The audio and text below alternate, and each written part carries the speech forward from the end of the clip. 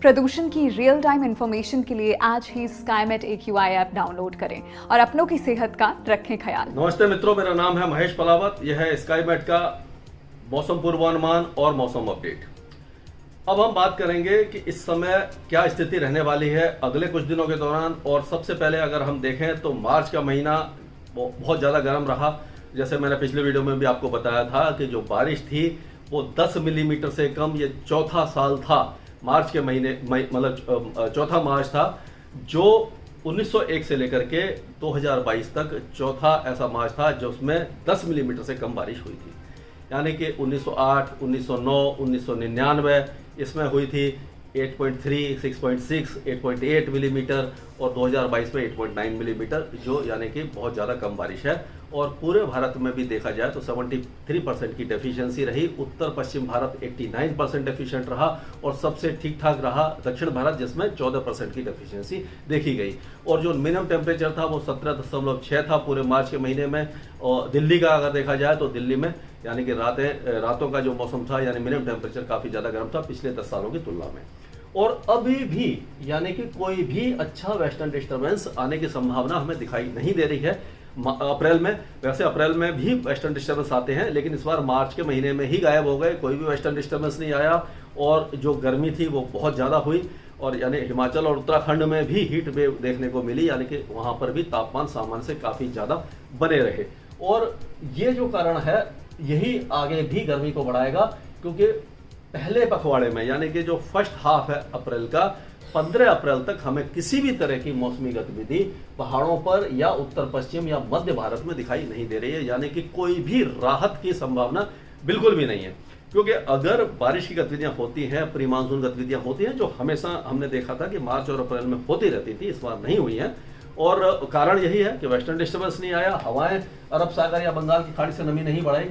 गर्मी को तो काफ़ी ज़्यादा है, गर्मी चाहिए होती है प्री मानसून गतिविधि के लिए, क्योंकि देर दोपहर में जब गर्मी होती है और नमी मिलती है तो क्या होता है कि दोपहर के बाद जब टेम्परेचर 40-42 तक पहुंचता है तो गरजने वाले बादल बनते हैं, काफ़ी ऊंचाई तक बनते हैं और बहुत तेज बारिश और मूसलाधार बारिश के साथ साथ कभी धूल भरी आंधी आती है और ओले भी गिरते हैं, जिससे कि तापमान नीचे आ जाता है और काफ़ी ज़्यादा राहत देखने को मिलती है। लेकिन इस तरह की वेदर एक्टिविटी अगले 15 दिनों तक हमें दिखाई नहीं दे रही है। यानी कि पूरे उत्तर भारत और पहाड़ों को और उत्तर पश्चिम भारत को, यानी पंजाब, हरियाणा, दिल्ली, उत्तर प्रदेश, राजस्थान, गुजरात, मध्य प्रदेश, छत्तीसगढ़ और महाराष्ट्र, ये पूरा यानी कि उत्तर पश्चिम और मध्य भारत गर्मी की मार सहता रहेगा, सहना पड़ेगा हमें। और जो मार्च का हाल था वही अप्रैल का पहला हाफ भी इसी तरह का दिखाई दे रहा है, यानी कि गर्मी से किसी तरह की राहत दिखाई नहीं दे रही है। लेकिन पूर्वी भारत में स्थिति कुछ बेहतर दिखाई दे रही है। हालांकि पूर्वी भारत में नहीं, पूर्वी उत्तर प्रदेश और पश्चिमी जो ये बिहार है, झारखंड के ज़्यादातर इलाके और उड़ीसा, इस इलाके में मौसम गर्म और शुष्क बना रहेगा। उड़ीसा में कहीं कहीं हो सकता है कि मेघ गर्जना वगैरह हो जाए, लेकिन पूर्वोत्तर राज्यों में बारिश हो रही है जो अगले कई दिनों तक होती रहेगी।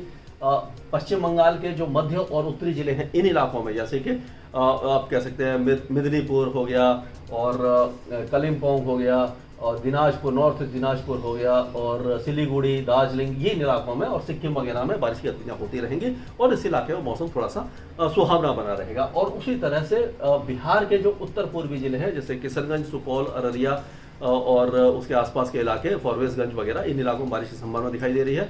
और पूर्णिया, भागलपुर, खगड़िया, कटिहार, इन इलाकों में भी मेघ गर्जना या बारिश की गतिविधियां हो सकती हैं। और ये अगले 2-3 दिनों में हो सकता है कि धीरे धीरे जो धनबाद वगैरह है, यानी कि जो बिहार से लगे हुए जो पूर्वी झारखंड है, इस इलाके में भी बारिश की गतिविधियां देखने को मिल सकती हैं। यानी कि इसी इलाके में बारिश होगी, बाकी इलाके शुष्क रहेंगे। अब मध्य भारत के बारे में बता दिया और उत्तर पश्चिम भारत के बारे में बता दिया।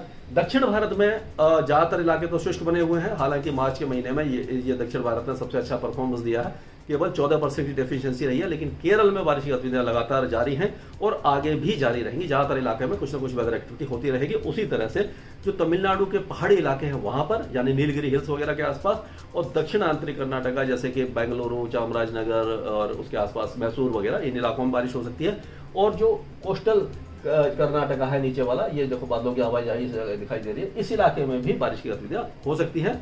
लक्षद्वीप में बहुत हल्की बूंदाबांदी होगी, लेकिन 1-2 दिन के बाद जो अंडमान और निकोबार द्वीपों में यहाँ पे भारी बारिश की गतिविधियां शुरू हो जाएगी। हवाएं तेज चलेंगी, लो प्रेशर एरिया बनने वाला है जो धीरे धीरे डिप्रेशन बस वेलमार्क बनेगा, डिप्रेशन बनेगा और ये इस तरह से आकर के रिकवर करेगा। ज्यादातर इस सीजन में क्या होता है कि जो भी डिप्रेशन वगैरह बनते हैं वो उत्तर पश्चिम दिशा में आते आते रिकवर कर जाते हैं, यानी कि तमिलनाडु, आंध्र प्रदेश और उड़ीसा को इस वेदर सिस्टम से खतरा नहीं दिखाई दे रहा है।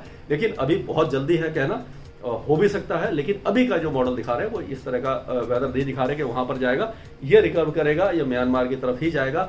अगर ये साइक्लोन बनता है, क्योंकि कंडीशंस फेवरेबल है, वर्टिकल विंड शेयर ज्यादा नहीं है, सी सरफेस टेम्परेचर भी ज्यादा है, तो ये सारे कारक काफी ज्यादा इसको एनहेंस कर सकते हैं, यानी सशक्त बना सकते हैं। लेकिन इसके ऊपर हम लगातार नजर बनाए रखेंगे और आपको लगातार अपडेट देते रहेंगे। स्काईमेट वेदर में अभी के लिए इतना ही। मौसम से जुड़ी जानकारी और लाइव मौसम खबरों के लिए हमारे YouTube चैनल को सब्सक्राइब करें और बेल आइकॉन दबाकर हर अपडेट पर रखें नजर।